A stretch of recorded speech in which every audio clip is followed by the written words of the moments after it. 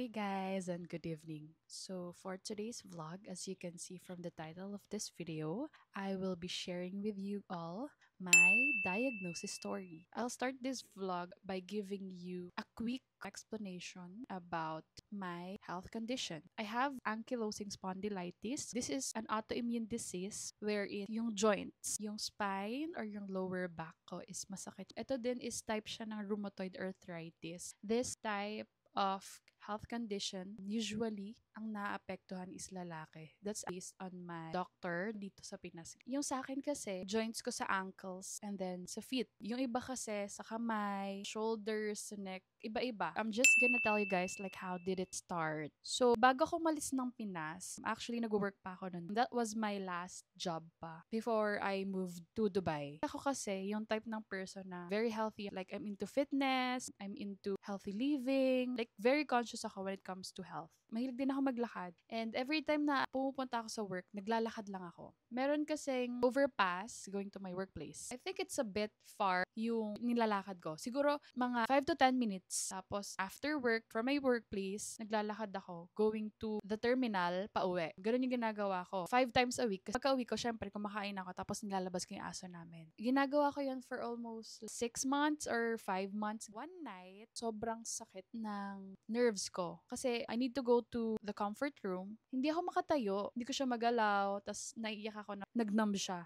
ng ilang minutes. Tapos, I messaged my brother. Buti na lang gising siya. Sabi ko, baka may paracetamol tayo. Just to relieve lang yung pain. Parang mga few minutes, wala din. Actually, papasok dapat ako sa work nun. Pero, nagpaalam ako sa manager ko. Tsaka sa other bosses na hindi ako makapasok kasi kailangan ko magpa-check up. May malapit kasi dito sa amin na hospital. Dapat magpapa-ER na ako nun eh. Kaso ang sabi nung nurse doon, balik daw kami kinabukasan ni Papa kasi wala daw yung specialized doctor. Na ako, hindi ko pa talaga alam that time kung ano talaga yung sakit ko na yun. The next day is okay naman kasi nga niinuman ko siya ng painkiller which is hindi tama. Don't do what I did, guys. As much as possible, guys, huwag kayo umiinom ng painkillers. After nun, di nakapasok ako ulit. Parang one time, hindi ko na kinaya talaga. Nasa work na ako nun. I decided magpa-ER na or magpa-consult. Buti na lang, my boyfriend's to the rescue. Kasi my boyfriend sa nurse. Sakto din kasi yung health card, pasok naman yung hospital na yun. I-refer kami ng kakilala ni Jowa na nurse. Doctor siya for nerves. Tinanong niya na, sabi niya, describe mo kung saan yung masakit or ano yung mga symptoms. Kasi sabi niya sa akin, sciatica daw yon. May pinagawa siya sa akin mga simple exercises, of course, mga gamot. Naging okay naman ako. Yun yung unang sign. Fast forward, guys. Nasa Dubai na ako. Naramdaman ko siya, I think, 3rd week or 4th week of November. Sumasakit yung right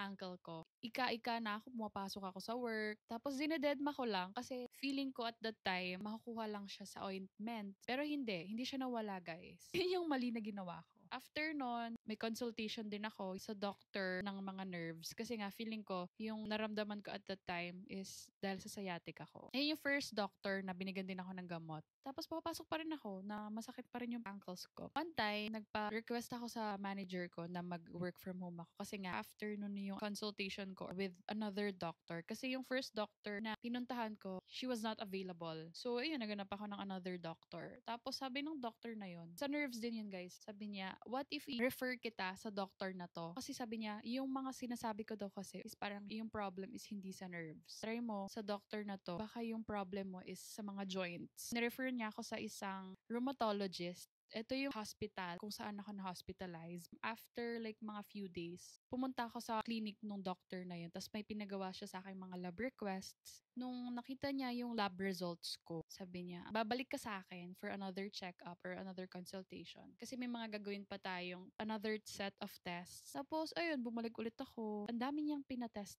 talaga sa akin, guys. As in. Nung time na yun, nung nagpa-test ako, nung nasa hospital ako, yun yung time na sobrang sakit na talaga. That was the time then na nagpa-ER na ako kasi hindi ko na kaya. Minessage ko pa nga yung doctor ko nun eh. First rheumatologist ko. Binigyan lang din ako ng painkiller tapos kinausap ako nung doctor doon kung ano yung mga mga naramdaman ko, ganyan. Ginawa na rin kasi ako ng dugo nun eh. Doon nalaman na need ko na magpa-hospitalize. Kasi kausap din nung doctor doon, yung rheumatologist ko, na ipa-hospitalize na daw ako. Dahil nga sa sobrang taas ng aking CRP. Yung normal na CRP, guys, nag-range siya from 1 to 5. That time, guys, nag-163. Yun yung first night ko na ma-hospitalize ako. Hospitalize ako for almost 2 weeks. Pero, time na yun, kuha lang dugo. Parang chinecheck pa rin talaga kung ano talaga yung sakit ko. Kasi nga, itong type ng sakit na to, guys, is mahirap siya i-discover dun sa result ng lab request ko. Yung mga criteria for this type of disease, pasok lahat. Even yung HLA-B27 for genetics. Tapos, nag-MRI din ako to check yung spine ko. 2 weeks na ako. Hindi pa rin ako gumagaling, guys. Like, ang lala niya talaga. As in, sobrang lala niya. Kaya, we've decided na umuwi na lang ako sa flat. Tapos, doon ako magpagaling. Tapos, binigyan na lang ako ng medicines. Pero, nung time na din talaga yun, guys, pinilit ko umuwi kasi parang ayoko na sa hospital. Grabe din talaga. Yung part ng buhay ko na yun, parang depressing siya for me. Tapos, sinundo din ako ni ate ng Saturday night para magpahinga kila ate. Para at least merong nagbabantay sa akin. Moving forward, na-ER din ako nun. So, pangalawang hospital na to. Kasi nga, sumakit din nung time na yon. Tapos, binigyan lang din ako ng painkiller. We decided na lang na umuwi na lang. Nung nandun ako sa bahay ni ate, nakahanap kami ng another rheumatologist, which is yung magandang hospital din to, guys. Dr. Sulaiman Al-Habib. Meron silang clinic, tas meron din hospital. Ito yung doctor na talagang nakahelp sa akin. Kasi nung unang araw na nakita niya ako, kasi sobrang taba nung pa ako.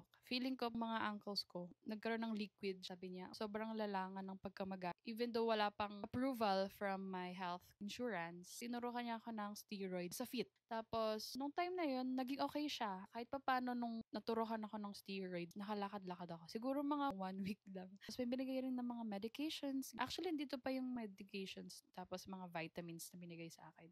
Pero iniinom ko yung vitamins. Maganda siya for my bones kasi yun yung may problem ako. So, balik-balik kami sa kanya. After pala nun, kailangan ko nang pumasok sa work kasi nga almost 2 to 3 weeks na yata ako hindi pumapasok sa work. Like work from home lang ako. Kaya I'm very thankful din sa manager ko. Pumapasok pa rin ako sa office kahit ganun yung situation ko. Actually guys, may tungkod nga ako eh. Ayan, if nakikita nyo, yan yung tungkod ko. Ginagamit ko yan papunta sa work. Kailangan ko na alalay. One time, nag-CR ako. Tapos nagulat ako kasi umihi ako ng dugo. Tapos masakit siya every time I pee. Pumunta kami sa nearest hospital sa workplace ko. Then I wanna thank Amira and my manager for accompanying me at that time. Tinawagan ako ni ate, minessage ko si ate. Tapos sabi ni ate, sige magpa-hospitalize ka na. Kasi yun din yung advice ng doctor sa ER na magpa-hospitalize. May doctor ako for kidney, actually urinary infection. So may UTI ako. Parang ilang days din ako dun eh. Hanggang sa dito na sa Pinas, nagpa-second opinion na din. Pero before ako umuwi ng Pinas, I'm very thankful din to my family kasi nag-research sila agad mga available rheumatologist na malapit sa amin. Nakahanap naman ng doctor. Tapos yung doctor ko, babae siya guys. So first doctor ko to na babae,